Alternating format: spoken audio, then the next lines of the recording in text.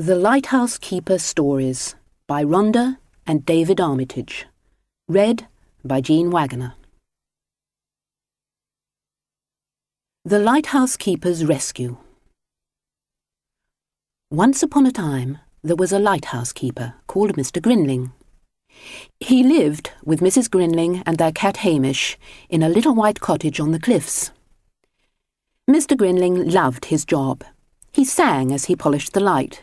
He whistled as he cleaned the windows, but he was especially happy when visitors came. "I'm a lighthouse keeper from my head to my heels," he would tell them cheerfully. "Always have been, always will be." He was also a lighthouse keeper who was getting old. Sometimes he could hear his bones creaking as he climbed the lighthouse stairs. One day, Mrs Grinling found him leaning against the shed, sound asleep. The next day, she found him dozing with his head under a heliotrope. Mrs Grinling woke him gently. "What's the matter, Mr G?" she asked anxiously. "Are you ill?" "No, Mrs G," said Mr Grinling politely. "I'm just having a little snooze in the sun." But all was not well. One afternoon, Mr Grinling and Hamish rowed out to the lighthouse to prepare the nightlight. Mr Grinling was rather tired after rowing the dinghy, so he decided to have a nap. When he awoke, it was quite dark. "Oh, those poor boats!" he exclaimed as he rushed into the lighthouse. "I do hope there hasn't been an accident." And he peered anxiously into the darkness. There hadn't been an accident, but somebody had noticed that the light had not come on. A few days later, Mr Grinling received a letter from the Inspector of Lighthouses. "Dear Mr Grinling, I am very cross. On Monday night your light was an hour late in coming on. This is very dangerous for the ships and boats. If this happens again, I shall be extremely angry, and further action will need to be taken. Yours faithfully." For a while, Mr Grinling made sure he didn't fall asleep anywhere except in his bed. He didn't lean against shed doors, and he didn't rest his head underneath heliotrope flowers. One sunny afternoon, as he was on his way to the lighthouse, Mr Grinling stopped to watch two squabbling seagulls. The dinghy rocked gently up and down. Mr Grinling closed his eyes, leaned back, and soon fell fast asleep. The dinghy dipped gently in and out of the waves until it was far beyond the lighthouse. When the light didn't come on, Mrs Grinling began to worry. She rang the Coast Guard.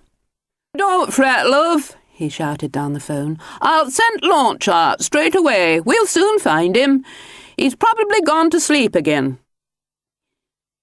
But Mr Grinling and Hamish found them first. The crunching noise as the dinghy hit the launch woke Mr Grinling. For a moment he was very frightened. The Coast Guard shouted down to him, "At last! Hold tight now, and we'll give you a tow to the lighthouse. With luck, you might get the light on before anybody notices." But Mr Grinling was not lucky. The next day, 3 inspectors of lighthouses arrived at the little white cottage. They wore grey suits and long faces. "We are extremely cross, Mr Grinling," they said. "You cannot keep falling asleep. It isn't right for a lighthouse keeper. We must take further action. You have always been a good and conscientious lighthouse keeper, but now you need to rest. We have given your job to a younger man. Goodbye, Mr Grinling." They shook his hand, took the lighthouse key, and left. Mr Grinling was so upset that he went straight to bed. Nothing that Mrs Grinling did would comfort him. She cooked his favourite breakfast and his favourite dinner. She sang him Humpty Dumpty, his favourite song. But Mr Grinling didn't stir. He just lay there, staring at the ceiling. After a week, Mrs Grinling decided she'd had enough. "Mr G," she said sternly, "I've had enough. He can't lie in bed forever. I need you to help me pack. Now, stop this nonsense at once." So Mr Grinling climbed out of bed, and together he and Mrs Grinling packed their trunk. From time to time a tear would roll down Mr Grinling's cheek. "Oh, whatever shall I do, Mrs G?" he asked sadly. "I'm a lighthouse keeper. I don't know how to be anything else." They were very tired when they finished the packing, but Mrs Grinling said she wanted a last look through the telescope. "Whatever's that?" she exclaimed. "There's an enormous black shape on the beach, Mr G. We must find out what it is." Together they ran down the steep winding path to the beach below. And then they stopped. There it lay on the sand, a great black shiny whale. "Jiminy cricket!" exclaimed Mr Grinling. "It's a whale! He must have got lost. Oh, we can't leave him here, Mrs G. If he stays out of the water, he'll die." "We won't let him die," said Mrs Grinling firmly. "I'll just consult my book." And she did. "We will need to push him, Mr G," she decided. "You must ride to the village and bring back as many people as you can find. At 3 o'clock it'll be high tide. We might be able to float him then. While you're away, I shall throw water over him to keep him cool, and I shall talk to him so he doesn't feel lonely." Away went Mr Grinling as fast as his fat little legs could pedal. All the villagers came, the butcher, the baker and the electrician, the school children and the teachers, the grannies and the granddads.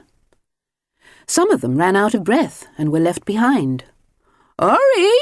shouted Mrs Grinling as she saw them coming. "The water's right in now and it's time to push." Everybody gathered round the whale. "Ready, steady, push!" called Mr Grinling. They pushed and shoved and huffed and puffed until everybody was purple in the face. But the whale was moving. Slowly the water crept up his big shiny sides until he was floating. Everybody stopped pushing and watched. The whale looked at them.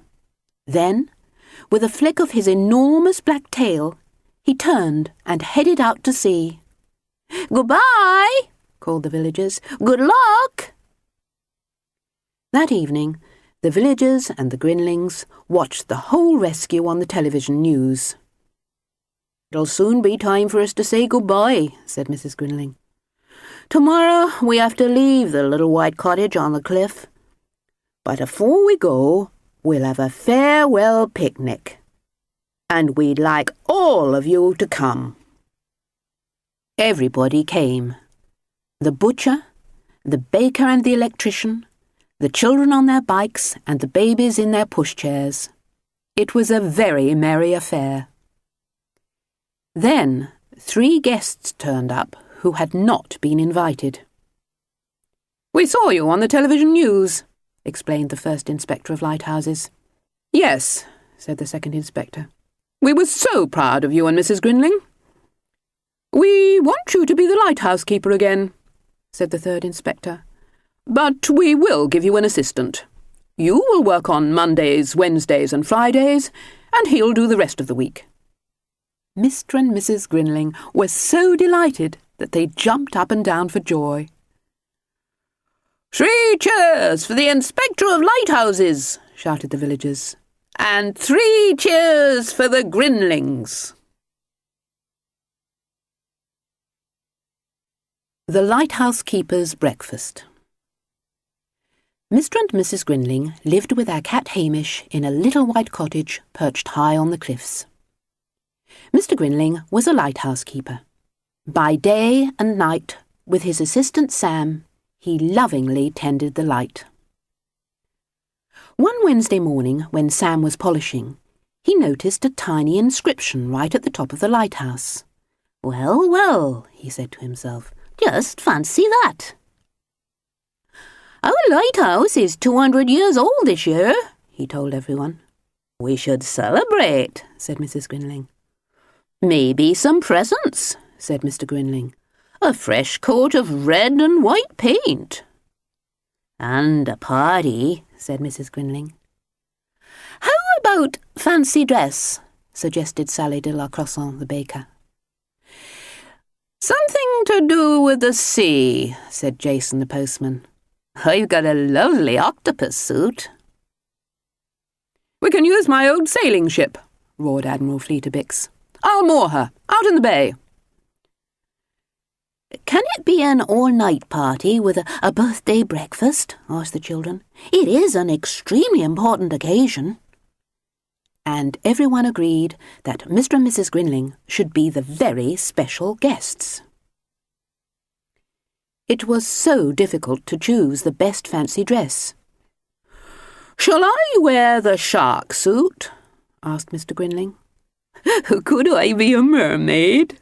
wondered Mrs Grinling. But when they discovered the pirate costumes, their minds were quite made up. "All my life I've yearned to be a pirate," sighed Mrs Grinling. "To spit and swear and roam the seven seas." "And search for treasure on a treasure island," added Mr Grinling.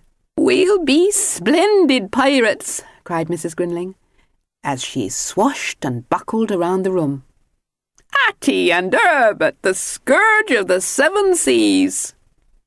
"Ooh-ah," said Mr Grinling, and he swashed and buckled too. "Perhaps Hamish could be our pirate cat," suggested Mrs Grinling. But Hamish had very different ideas. Whenever Mrs Grinling wanted him to try his pirate costume, Hamish disappeared. "Drat that cat!" she exclaimed. "Where does he go these days?" The Grinlings practised being pirates at every opportunity. But Mr Grinling's cutlass caused all sorts of difficulties. "Oh, I do want to be a pirate," he said sadly. "I'm just not very good at it. Perhaps I should have gone as a shark after all." Mrs Grinling quite frightened Sam and the seagulls with her cursing and swearing. On the night of the party, the Grinlings rowed out towards the party ship. At first, its lights shone clearly across the water, but gradually they dimmed, and soon they vanished altogether. "What can have happened, Mrs G?" said Mr Grinling. "We can't be lost." The waves slapped against the little boat. It was darker than Mr Grinling had ever seen it. And then, as the lighthouse flashed across the bay, "Look, Mr G!" exclaimed Mrs Grinling. "Someone to rescue us!" A speedboat swished in beside them, nearly swamping the little dinghy. 3 pirates leapt across the bow and thrust their shining cutlasses in the air. "Ooh-ah!" they roared, and they rampaged round the dinghy. Mrs Grinling was delighted. "Oh, real pirates!" she whispered to Mr Grinling, and she forgot all about the sea party. "Ooh-ah!" growled the fiercest pirate. "We be pirates, and this be our pirate patch. We're on the lookout for likely new recruits." "Oh, yes," exclaimed Mrs Grinling. "We love to be pirates. Yo-ho-ho and a bottle of rum." Mr Grinling waved his cutlass rather feebly. The pirates appeared rather surprised. "Course, you have to show us that you can be pirates," snarled the smallest and smelliest pirate. "You have to pass the incredibly difficult pirate tests." Mr Grinling wasn't sure about pirate tests. "OK, lads," shouted the fiercest pirate. "We'll blindfold 'em and gag 'em and take 'em back to the captain. She'll soon find out if they're made of proper pirate material. You all know what she's like." The pirate captain was a particularly nasty-looking piece of work. She had black teeth and smelt of rotten fish and seaweed. A grubby white parrot clung to her shoulder. "Right, me hearties, what have we here?" She peg-legged round the Grinlings. "So you want to join our pirate crew?" "Oh, yes, please," said Mrs Grinling. "Definitely," agreed Mr Grinling. "Well, you look like pirates, and you smell like pirates. But you have to pass the 6 pirate tests before you can be pirates. Are you ready?" asked the captain. "So, what comes first, me hearties?" "The swearing test," shouted the pirates. Mrs Grinling swore, loud and long. The parrot covered his ears. Mr Grinling thought for a while. "Blithering bumblelards," he muttered at last. The pirates shook their heads. "No, the sleeping in a hammock in a force 9 gale test. Rock that ship, me bully boys and girls." Mrs Grinling held tightly to the hammock sides and smiled happily. Mr Grinling bounced right out of his hammock and was seasick several times. The pirates groaned. "The Jolly Roger flag test," shouted Captain Bosybell. "Just a quick climb to the crow's nest." Mrs Grinling scampered up the rope ladder. At the top, she not only hoisted the flag, but waved her cutlass. "Shiver me timbers!" shouted the pirates. Mr Grinling closed his eyes as he started to climb. "Don't look down," he muttered to himself. "Think of Hamish and Sam. Think of nice things to eat.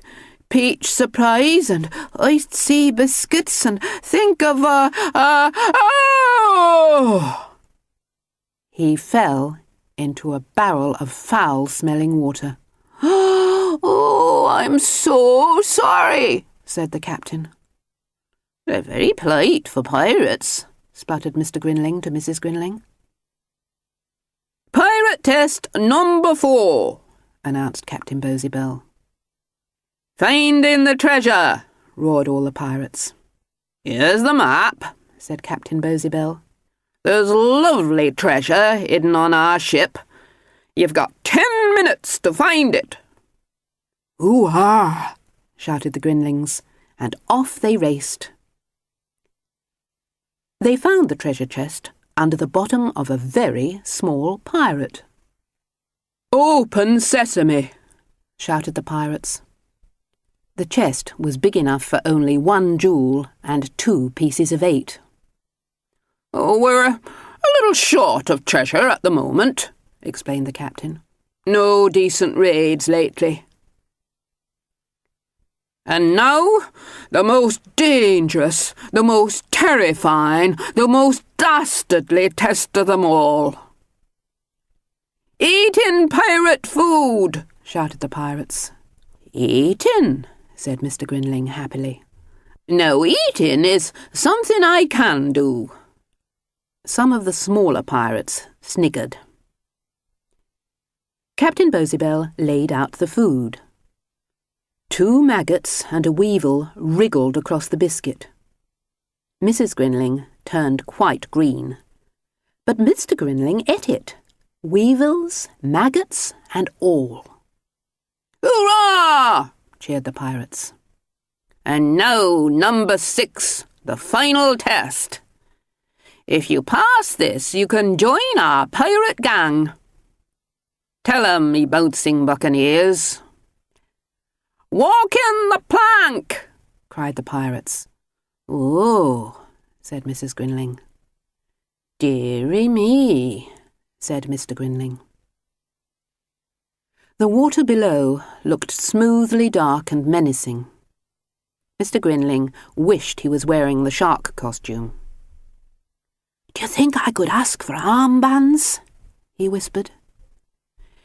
Mrs Grinling looked at the pirates' faces and shook her head. "We've always wanted to be pirates, Mr G," she said. "We aren't afraid of a little bit of water, are we?" "Oh, goodness, no," said Mr Grinling. But his knees knocked, and his tummy felt all wobbly like a jelly. "Ready?" he said, and he held his nose. "Steady," said Mrs Grinling, and she closed her eyes.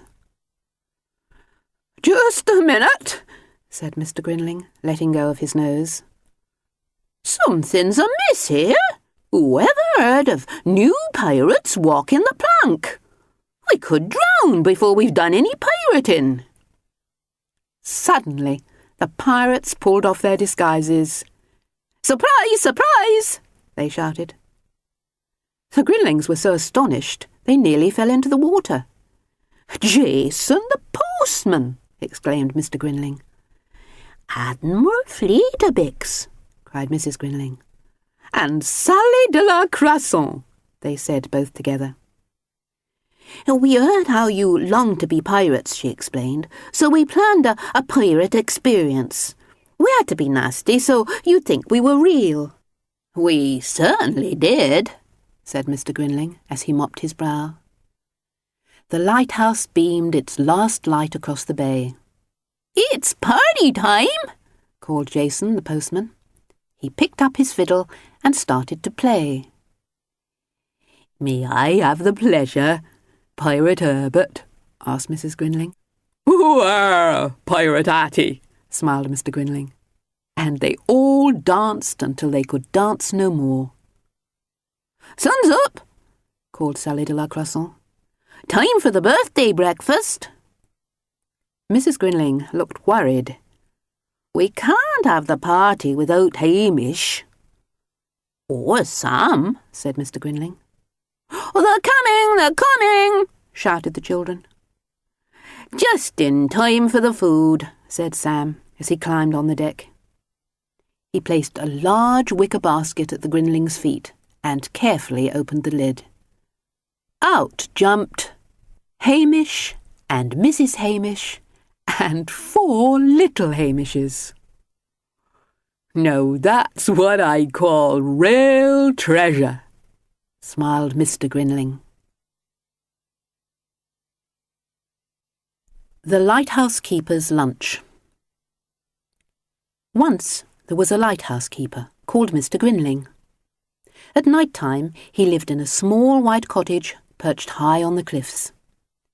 In the daytime he rowed out to his lighthouse on the rocks to clean and polish the light. Mr Grinling was a most industrious lighthouse keeper. Come rain or shine, he tended his light. Sometimes at night, as Mr Grinling lay sleeping in his warm bed, the ships would toot to tell him that his light was shining brightly and clearly out to sea. Each morning, while Mr Grinling polished the light, Mrs Grinling worked in the kitchen of the little white cottage on the cliffs, concocting a delicious lunch for him. Once she had prepared the lunch, she packed it into a special basket and clipped it on the wire that ran from the little white cottage to the lighthouse on the rocks. But one Monday, something terrible happened. Mrs Grinling had prepared a particularly appetizing lunch. She had made a mixed seafood salad, a lighthouse sandwich, cold chicken garni, sausage and chips, peach surprise, iced sea biscuits, and drinks and assorted fruit. She put the lunch in the basket as usual and sent it down the wire. But the lunch did not arrive. It was spotted by 3 scavenging seagulls called Tom, Bert, and Fred, who set upon it and devoured it with great gusto. "Clear off, you varmints!" shouted Mr Grinling. But the seagulls took not the slightest notice. "This is an excellent peach surprise, boys," said Tom. "She's a great cook, Fred," said Bert. "Scrumptious lunch, Tom," said Fred. That evening, Mr and Mrs Grinling decided on a plan to baffle the seagulls. "Tomorrow I shall tie the napkin to the basket," said Mrs Grinling. Oh, of course, my dear, agreed Mr Grinling. A sound plan. But again the seagulls devoured the lunch with great gusto. "They'll have to try harder than this to stop us, Bert," said Fred. On Tuesday evening, Mr and Mrs Grinling racked their brains for another plan. "They're a brazen lot, those seagulls," said Mrs Grinling. "Ah, brazen indeed," said Mr Grinling. "What shall we do?" "Our cat does not appear to like seagulls," said Mrs Grinling. "No, my dear," said Mr Grinling. "Hamish is an accomplished seagull chaser." "Of course," exclaimed Mrs Grinling. "Tomorrow Hamish can guard the lunch." "A most ingenious plan," agreed Mr Grinling. Hamish did not think that this plan was ingenious at all. He spat and hissed as Mrs Grinling secured him in the basket. "There, there, Hamish," said Mrs Grinling consolingly. "I'll have a tasty piece of herring waiting for you when you arrive home." Hamish was sent down the wire in his own basket, next to the one containing Mr Grinling's lunch. Sadly, flying did not agree with Hamish. His fur stood on end when the basket swayed, his whiskers drooped when he peered down at the wet blue sea, and he felt much too sick even to notice the seagulls, let alone scare them away from the lunch. The cheeky seagulls helped themselves again. "This food gets better every day, Fred," said Bert. "Aren't you going to chase us, pussy?" taunted Tom. "Pretty pussy. Like a piece of lobster mornay?" asked Fred. "Lack-a-day, lack-a-day," said Mr Grinling sadly. "Meow, meow," agreed Hamish pitifully. On Wednesday evening, Mr and Mrs Grinling racked their brains again for a new plan. "Oh, what shall we do?" said Mr Grinling. Mrs Grinling looked thoughtful. "I have it!" she exclaimed. "Just the mixture for hungry seagulls."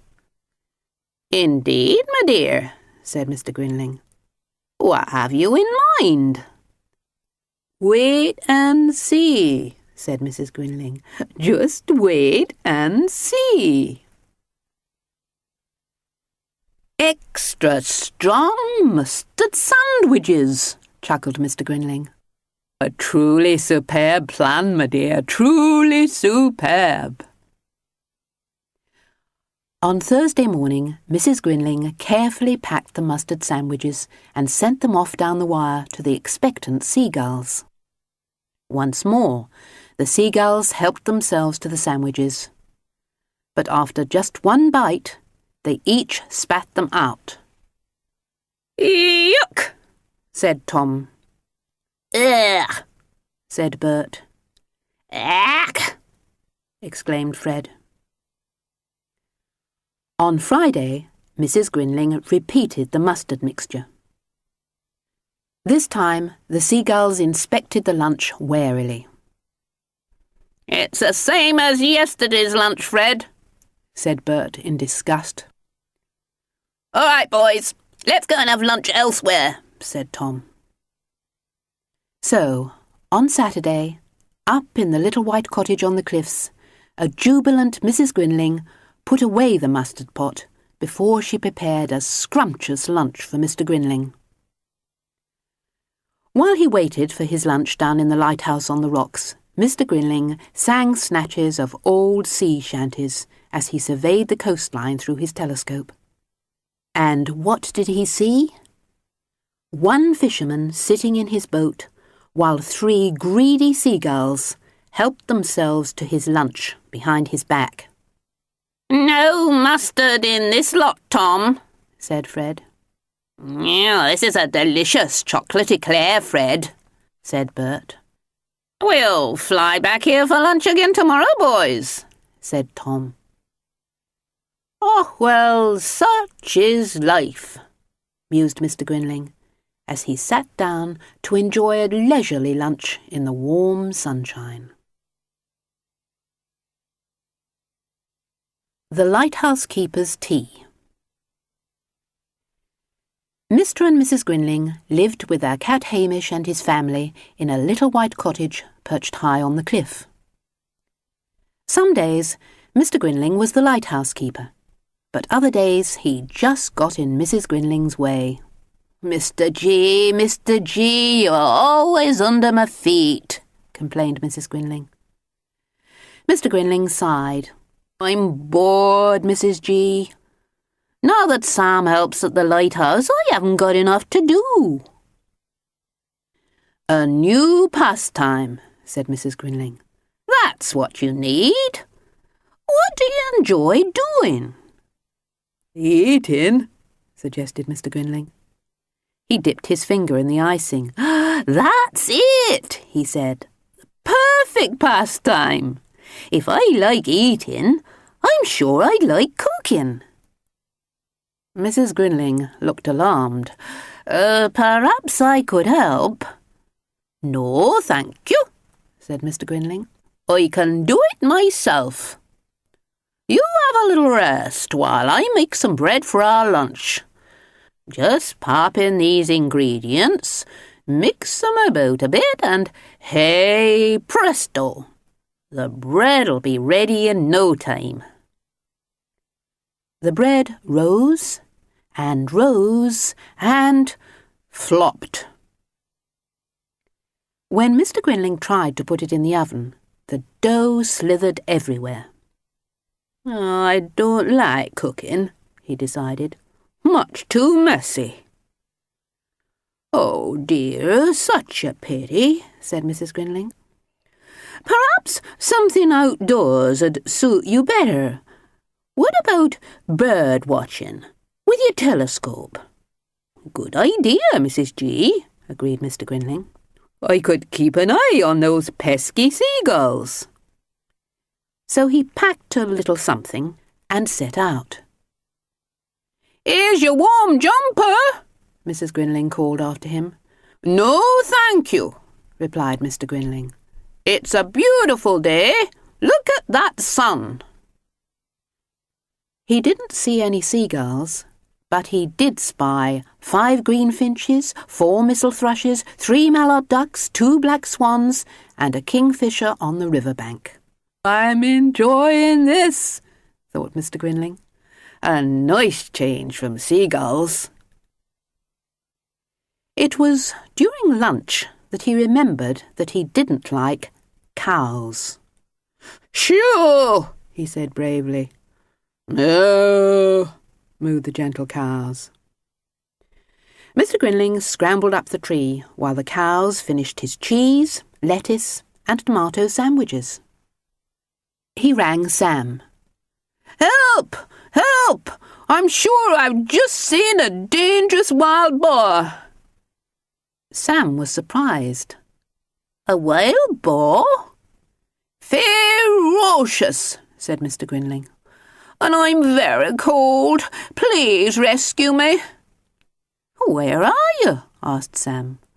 Well, explained Mr Grinling, I'm up a very thin tree in a field surrounded by a green hedge and a few cows.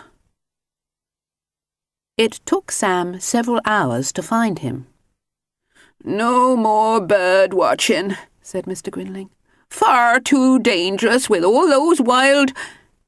Cows? said Sam helpfully. But Mr Grinling was still bored. Oh dear, he thought. There must be something I enjoy. He tried the violin, but that was too screechy for everyone. He went out with his kite, but that was too windy. And then there was the rollerblading, but that was an absolute disaster. Perhaps old dogs can't learn new tricks, teased Mrs Grinling. Old? spluttered Mr Grinling. Did you say old? Sea dogs like me are never too old to learn new tricks. I just haven't found the perfect one yet. Said Mrs Grinling. One morning in Wild Horse Bay, Mr Grinling met Sam carrying a large board. He was surprised. I didn't know you were a surfer, Sam. "Oh, one of the best," boasted Sam, and he rode the big waves while Mr Grinling watched. Oh, I wish I could do that, said Mr Grinling. Come and have a go, called Sam. He pulled Mr Grinling onto the surfboard. There might be a bit of a problem, Mr Grinling tried to explain, but Sam didn't hear him. Mr Grinling stood up on the surfboard, and he fell off the surfboard. Swim! shouted Sam. Glug, glug, glugged Mr Grinling. I can't, he spluttered. That's the bit of a problem. Sam shook his head. If you want to be a surfer, that's not a bit of a problem. That's an enormous problem. I'm an extremely good floater, said Mr Grinling hopefully. Sam was firm. If you can't swim, you can't be a surfer. But Mr Grinling had made up his mind. Surfing was what he wanted to do most in the world. "Don't breathe a word to Mrs G," said Mr Grinling. "She thinks all dogs can't learn new tricks. I'll show her that this one can." "Shall I help you with the swimming?" asked Sam. "No, thank you," said Mr Grinling. "I know exactly what to do." He found a rock in just the right place and lowered himself into the water. "I kick with my feet like this and splash with my arms like this, and then I do both together." "Glug, glug," glugged Mr Grinling, and he splashed wildly. "Help! Help!" cried Mr Grinling. "I'm drowning!" "Lucky I'm such a good floater," remembered Mr Grinling, turning over. He floated around the old jetty and through the Needles. He floated beside the white sand beach and over the wreck of the Hesperus. He floated across the channel, rippling with irritable little waves. He floated past the lighthouse and the little white cottage. At last, he floated up onto the beach. "Perhaps I do need a little bit of help," he whispered to Hamish as he crept to bed. "Join today," said the notice at the Green Lagoon pool. "I've come to learn to swim," said Mr Grinling. "We've got just the class for you," replied the swimming instructor. "First, we'll try the kicking." "Glug, glug," glugged Mr Grinling, and he sank to the bottom of the pool. "Now we'll use our arms," called the instructor. "Splash, splash," splashed Mr Grinling, but he still sank. The children watched. "We'll help you, Mr Grinling," they said, and they did. Soon he could dog paddle, freestyle, backstroke, and butterfly. "Congratulations," said the swimming instructor. "I always say you're never too old to learn." "Well done," exclaimed Sam. "Now I'll show you how to surf." "No, thank you," said Mr Grinling. "I'll do it myself." "Stubborn old sea dog," said Sam quietly. Mr Grinling bought a bright yellow wetsuit and a shiny red surfboard. Every day he practised where he thought no one could see him, and every day he fell into the water hundreds of times. 1001, muttered Mr Grinling as he scrambled onto the board again. "This time I'll do it," he called to the seagulls. "I think he needs a helping hand," said Sam to the children. "Are you ready for action?" 8 shark fins rose in the water. "Blither my whiskers!" shouted Mr Grinling. 8 sharks surfed beside him. Mr Grinling stayed on the surfboard all the way to the shallows. 8 sharks climbed out of the water. It was the children, with black shark's fins fastened to their backs. "Well," cried Sam, "our shark trick certainly helped an old sea dog learn his new trick." "You frightened the life out of me," said Mr Grinling, but a grin stretched right across his face. It wasn't long before Mr Grinling could ride the waves just like a real surfer. "Now I can show Mrs Grinling," he announced. "Oh, not yet," begged the children. "We thought of the perfect occasion." On the day of the Wild Horse Bay Sea Carnival, Mrs Grinling searched high and low for Mr Grinling. "I don't understand. He always enters the sandcastle competition and runs in the sack race. Whatever's happened to him? Wherever can he be?" she asked the children. "Oh, don't worry," they said, and they arranged a deck chair for her. "So you can get a better view of the surfing," they explained. And they all lined up at the water's edge. As the big wave rose up across the bay, the drums began to roll. Mrs Grinling watched the little round figure on the surfboard. "Such daring!" she exclaimed.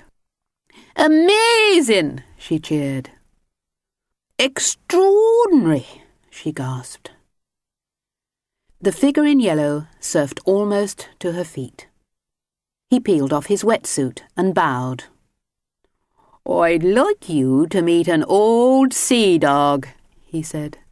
Mrs Grinling was speechless. She gave Mr Grinling a great big hug. "I did it all by myself," he said proudly, "with a little bit of help from Sam and the children." "In that case," said Mrs Grinling, "I think we should have a splendiferous surfing tea." "We'll help if you like," said the children. And they did. The Lighthouse Keeper's Picnic.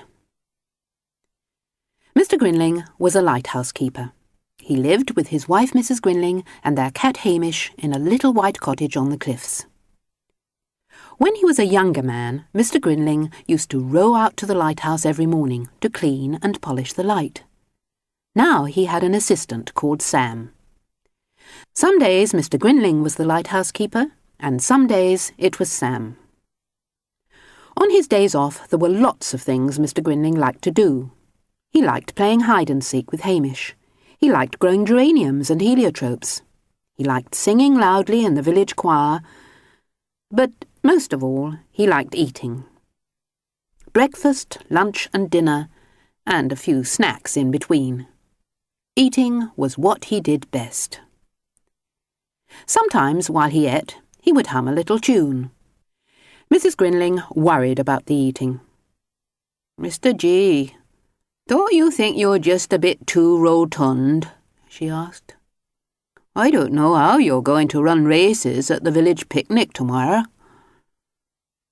Mr Grinling gazed at himself in the mirror. "Nonsense, Mrs G," he said, as he did up his shirt. But he went outside to practice his running before dinner. Mr Grinling loved the village picnic. All the villagers came, big ones and little ones, running and skipping, huffing and puffing. Mrs Grinling always prepared a splendid picnic spread, and she always kept it as a surprise.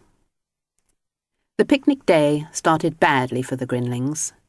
They woke up at 9 o'clock instead of 8 o'clock. In the rush, Mr Grinling tripped over Hamish. Hamish hid behind the sofa. They were halfway across the bay before they remembered he was still at home, and halfway across again when they remembered the second lunch basket. They were very late for the picnic, and they forgot to tie up the dinghy. Everybody was lining up for the egg and spoon race when they arrived. Mr Grinling ran as fast as he was able, but he still came last. He and Joe Jenkins tripped over each other in the three-legged race.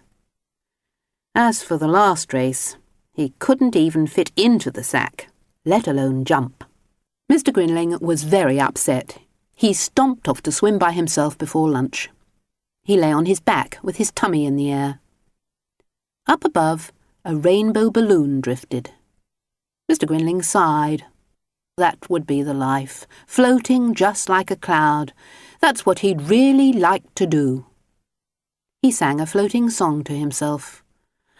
High in the sky, gently cruising, wrapped up in cotton wool, quietly musing, singing a cloud song.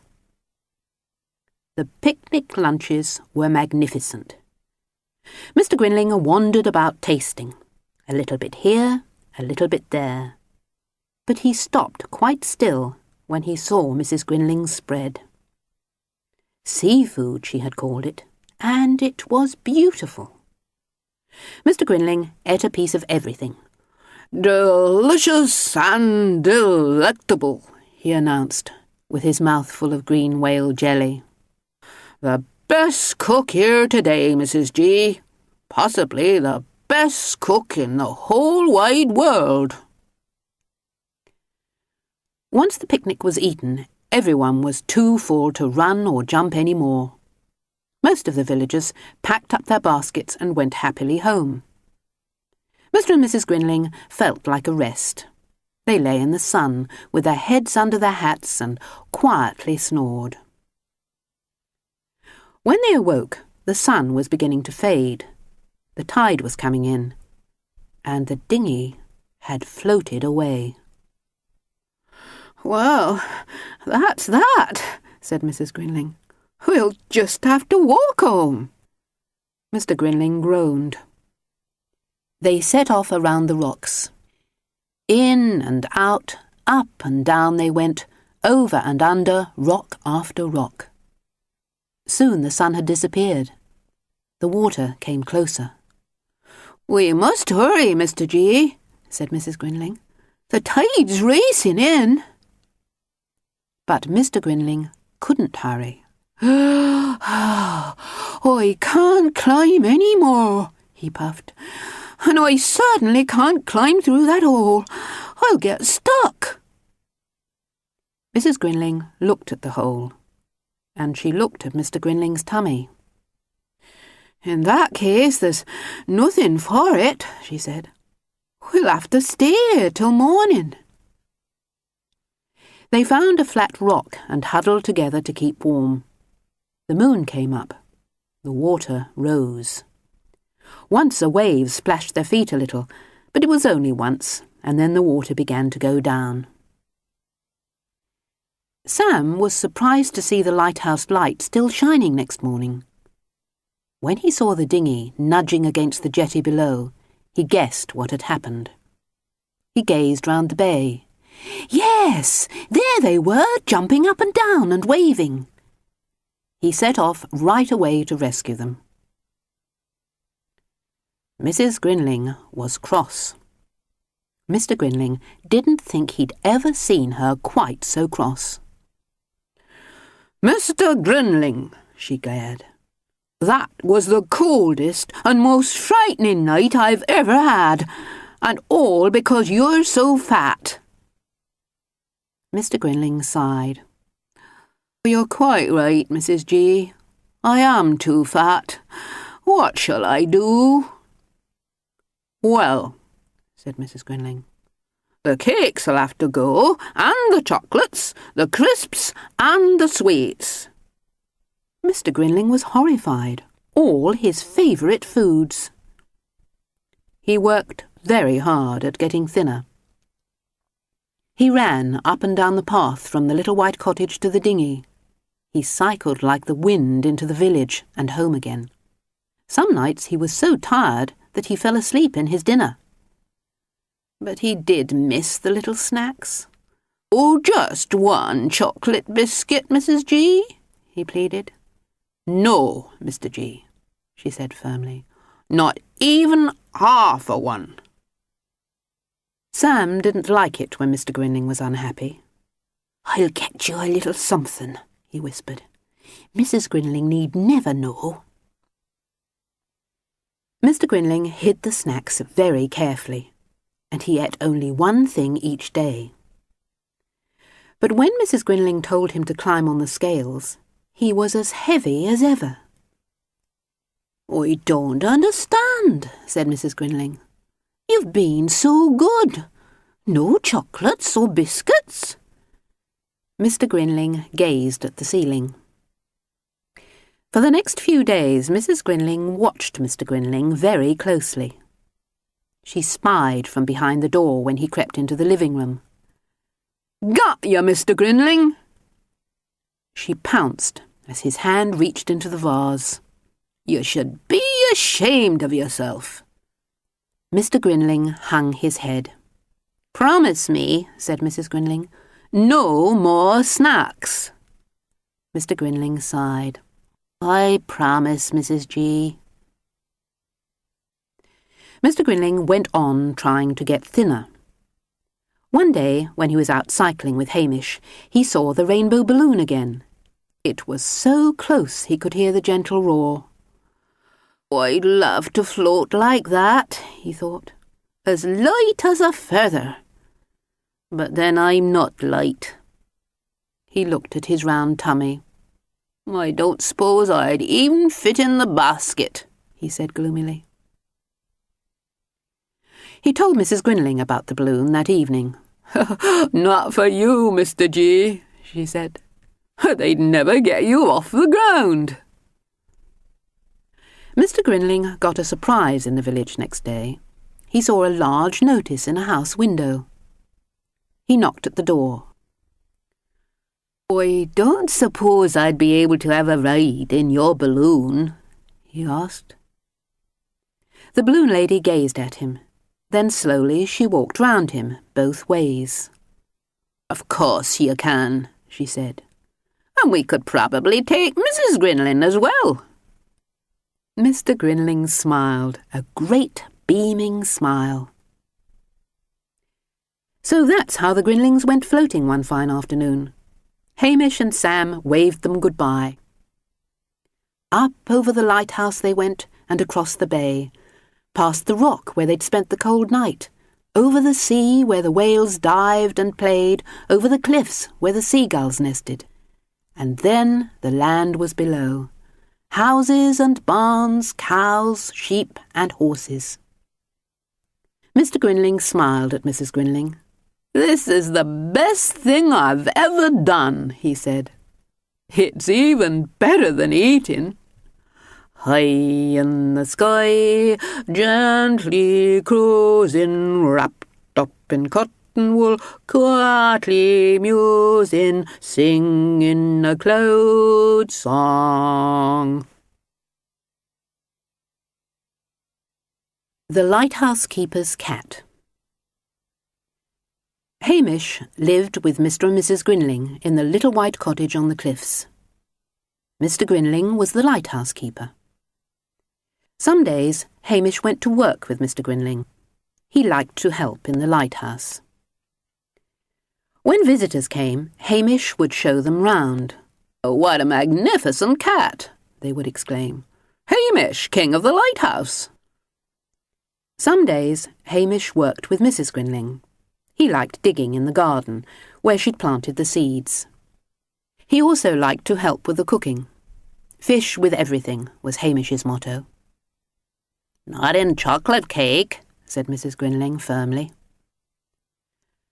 A lot of the time Hamish liked to sleep. One night, when he was curled up in his favourite place beside the stove, he heard Mr and Mrs Grinling talking.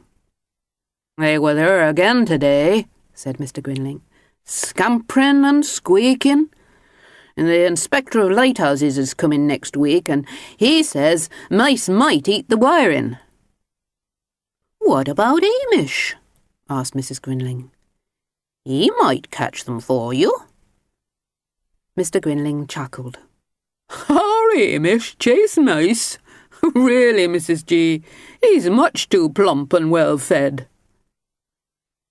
He might be persuaded if he wasn't quite so well fed, said Mrs Grinling. He might chase mice if he didn't have any breakfast before he went to the lighthouse. You mean starve him? Whispered Mr Grinling. Shh, Mrs G. He'll be upset if he hears you. Hamish was upset, very upset. No breakfast, she'd said. Starve him, he'd said. Well, my quivering ginger whiskers, he thought. You'll see about that. Nobody starves the lighthouse cat. If they don't love me any more, I'll go somewhere else to live. Early next morning, Hamish left home. As he made his way to the village, he met all kinds of strange creatures. Some wanted to chase him, and some wanted to play. He was delighted when he smelt a house. Fish, sniffed Hamish. Probably shark. Look, Mum, called a little boy. There's an enormous cat at our door. I think he's hungry. Can we feed him? Hamish liked the breakfast they gave him. He liked the big children. They played hide-and-seek and chased the mouse with him. He didn't like the baby. It rolled on him and squashed his ears. Not bad, though, thought Hamish, as he jumped up to sleep beside the stove. I like this house. I think I'll stay. What's this? Exclaimed the mother. A cat who jumps on benches? A scavenging cat? Not in this house. Scat cat, she said. Out you go. And she shut the door behind him. Well, my quivering ginger whiskers, thought Hamish. We'll see about that. Nobody shouts at this lighthouse cat. And he stalked off down the road. A tabby kitten dropped on him from a tree. Play with me and you can share my dinner. Hamish liked the dinner so much that he forgot to share. The kitten swung on his tail. Play with me and you can sleep in my bed. Hamish slept in the bed, but he was so large there was no room for the kitten. Who's your ginger friend? Asked the old man. The kitten hissed at Hamish. He wasn't a friend, he didn't share. But Hamish wanted to stay. He liked the dinner and he liked the bed. I'll show them how clever I am, he thought. I'll make them look at me now. He performed all the cleverest tricks he knew. He danced, he sang, he grinned. He pulled faces, he rolled on his back, and he played with a ball of string. But the old man and the kitten took no notice. They snored and purred together. Well, my quivering ginger whiskers, Hamish glared. We'll see about that. Nobody ignores the lighthouse cat. But he didn't stay grumpy for long. The sun warmed his orange whiskers, and the smell of warm mouse tickled his nose. It was nearly dark when Hamish found the yard. He looked around. This is no place for a lighthouse cat. Probably mice, possibly rats, maybe cats. They were not pleased to see Hamish. Who invited you? Snarled a tattered grey cat. This is our place. We don't like strangers, hissed the one-eyed black. Skedaddle, mush! Beat it! You don't belong here. Hamish skedaddled, right to the top of the tallest tree. Well, my quivering ginger whiskers, he puffed. We'll see about that. Nobody snarls at the lighthouse cat. He peered over the branches. The cat's eyes gleamed below. Perhaps I'll just stay here for a while, thought Hamish. The light of the village blinked around him. Far away another light flashed. Hamish sat up. My lighthouse. He thought about Mr and Mrs Grinling. He thought about the little white cottage. The leaves of the trees rustled, and the tree began to sway. It's time to go home, thought Hamish. He looked down the tree again. It was too dark to see the ground any more. I don't like going down, thought Hamish. I can't go down. I want to go home. He yowled and yowled, but nobody heard him. Then the thunder rumbled, and the rain poured down. He yowled again, but still nobody heard him. After a while, the rain stopped, and a soggy, sad ginger cat went to sleep. Mrs Grinling heard the thunder too. Oh, my poor Hamish, she cried to Mr Grinling. Where is he? He'll be so frightened. There, my dear, soothed Mr Grinling. You know our Hamish, he's a clever cat. He'll be snug and warm, or I'll eat my hat. Next morning, Mrs Grinling was up very early. There was no sign of Hamish. I'm going out to search for him, she said to Mr Grinling. He might be hurt. Before she left, she did some cooking. Then she set off for the village on her bike. Round and round and up and down she cycled. Every now and then she would stop and take something out of the basket. 3 seagulls arrived at the very tall tree near the village. They flew round it, squawking. "What a caterwauling!" exclaimed Mrs Grinling.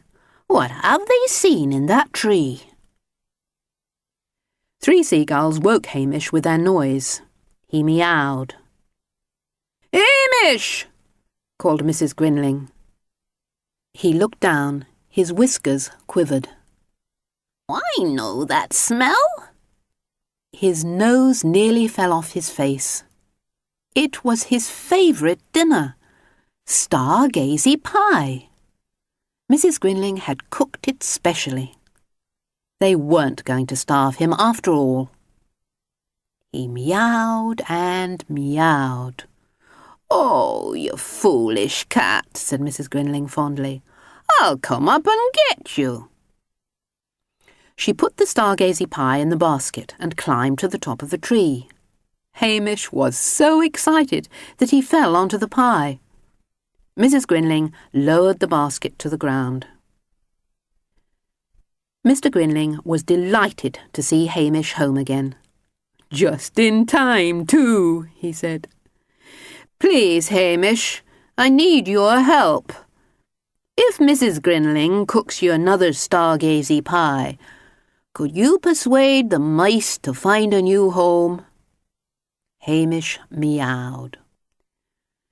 Next morning, Hamish and Mr Grinling rode out to the lighthouse.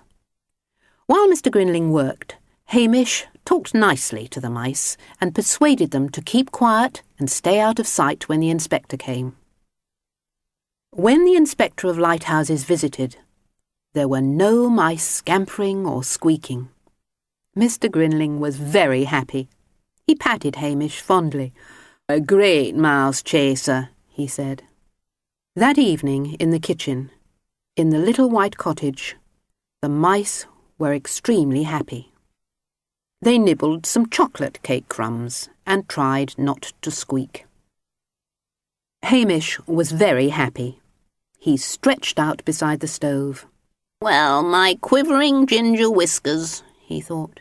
"He's right about that. I'm the cleverest, I'm the greatest, I'm the Lighthouse Cat." The Lighthouse Keeper's Catastrophe. Mr Grinling was a lighthouse keeper. He lived with Mrs Grinling in a little white cottage on the cliffs. Every morning he rowed out to his lighthouse to clean and polish the light.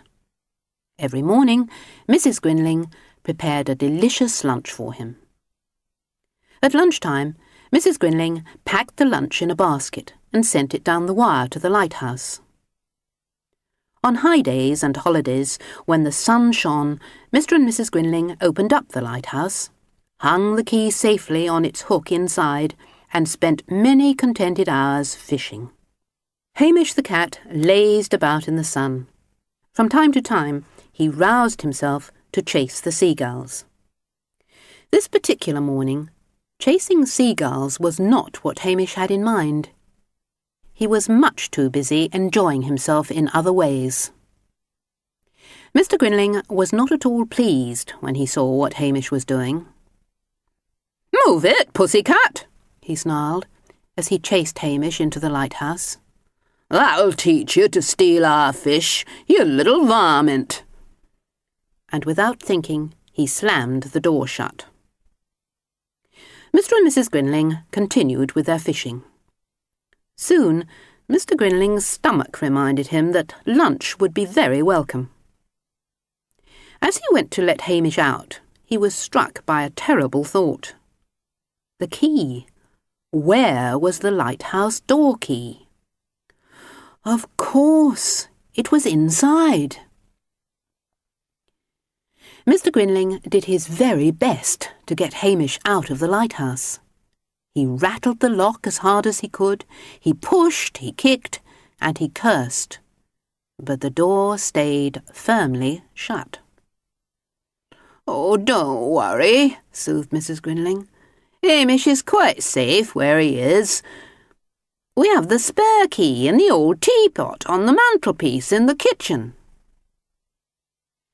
The spare key was exactly where Mrs Grinling said it would be, in the teapot. While she prepared cold chicken sandwiches, a fruit salad with lots of strawberries, and a chocolate milkshake for his lunch, Mr Grinling listened to the midday weather forecast. It was perfectly dreadful. Wind and rain, with possible thunder and lightning later in the day. "I don't like the sound of that weather, Mrs G," said Mr Grinling. "The sooner I get back to the lighthouse, rescue Hamish and switch on the light, the happier I shall be. If you could pack the lunch in the basket, I'll take it with me. Remind me to take a screwdriver, Mrs G. I have some repair work to do." So Mr Grinling set off down the steep, winding path, with his lunch and the key in the lunch basket. It was not until he was halfway down the hill that he heard Mrs Grinling calling from the little white cottage. "The screwdriver, Mr G. You've forgotten the screwdriver." "Botheration," he muttered. Climbing cliff paths for a plump lighthouse keeper was rather hard work. He put the lunch basket on the bank and stomped back towards the house. Oh, what a silly man. He really ought to have known better. Already the seagulls were beginning to gather. As he turned the corner, down they swooped. Such greedy creatures, they squabbled and flapped and squawked and tugged, trying to get to the lunch. Finally, the basket started to move.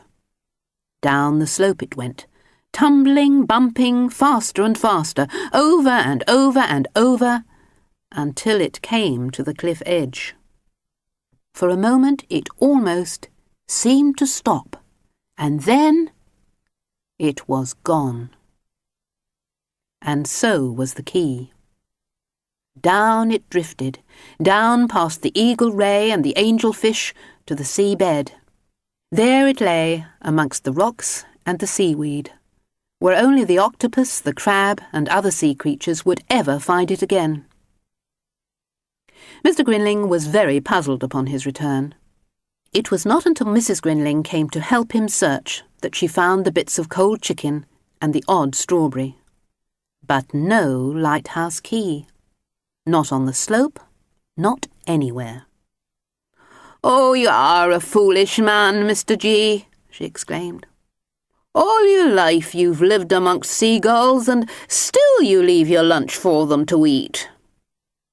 Mr Grinling smiled rather foolishly. "I'm sure we have a third key somewhere." Mrs Grinling shook her head. "I don't think so," she said. "Don't you remember? One dropped through the hole in your trousers last year." Already the sky was beginning to fill with clouds. "Well, there's nothing for it, Mr G," said Mrs Grinling. "You'll just have to climb in." So they collected the ladder and rowed back to the lighthouse. While Mrs Grinling held the ladder, Mr Grinling climbed very slowly to the top. "I don't like this, Mrs G," he called. "You know I get dizzy when I climb up high." "Don't look down," she replied. "Think of Hamish, think of the light, think of all those poor ships that might be wrecked, unless that light shines tonight." But in the end, it was not dizziness that stopped Mr Grinling. Oh, dearie me, no. It was all those scrumptious lunches he'd eaten. In through the window he climbed, and there he stuck fast. Neither backwards nor forwards could he go. He was just too fat. Nor could Mrs Grinling help him. She pushed and she pulled and pulled and pushed until he squealed, but she couldn't get him to move. "I'm sorry, Mr G," she said. "There's only one thing to be done. I'll have to remove those great heavy trousers." Off came the boots, and off came the trousers. Mr Grinling wriggled again, and at last he was free. Rowing home was difficult for Mr and Mrs Grinling. The wind was almost gale force by now, and the waves kept breaking over the bow of the little boat. "Oh, there must be another key somewhere," said Mr Grinling. "We'll just have to search until we find it." And search they did. They opened old tins and jars, they emptied out drawers, and they peered into cupboards, but to no avail. No key labelled Lighthouse could be found. "I'll just have to cycle into the village and alert the coast guards," said Mr Grinling. "No time," said Mrs Grinling. "Look at that sky. You'll never get there afore dark, and you haven't got a light on your bike." "But I've got an idea. A perfectly brilliant idea." While Mr Grinling looked on, Mrs Grinling rushed about the little white cottage, gathering up all manner of things. She put everything she'd collected into a large sack. She weighed the sack, and then she weighed Mr Grinling. Mr Grinling began to feel nervous, but he wasn't quite sure why. By the time Mrs Grinling had attached the sack to the pulley and sent it down the wire, Mr Grinling was biting his fingernails and muttering to himself. Mrs Grinling smiled happily. "That worked perfectly," she said. "Your turn now." Mr Grinling's legs became quite wobbly, and he had to sit down quickly in the chair. "Me?" he squeaked. "On that wire? All the way to the lighthouse? You know I'm terrified of thunder and lightning, Mrs Grinling. How could you suggest such an idea on a night like this?" Mrs Grinling spoke to him in a stern voice. "You must be brave, Mr Grinling. Think of your poor little Hamish all alone in the dark. Think of all the ships that might be lost because your light isn't shining." Mr Grinling shuddered. "Of course, you're quite right, Mrs Grinling. I must be brave. I am the Lighthouse Keeper, and come rain or shine, I must tend that light." Without further ado, Mr Grinling climbed into his wet weather gear, fastened the harness around himself, and attached it to the pulley. A quick glance back at his comfortable armchair, a big kiss of luck from Mrs Grinling, and out he swung into the dark, wet night. Mrs Grinling watched until Mr Grinling became a tiny speck in the darkness. The minutes ticked by, and nothing happened. Mrs Grinling became quite agitated. Why was it taking so long? Had something happened to Mr Grinling? At last, she was able to uncross her fingers and smile again. Her plan had worked. Mr Grinling and Hamish were safe. For there it was, for all the ships to see, the light shining steadily and bravely across the ocean.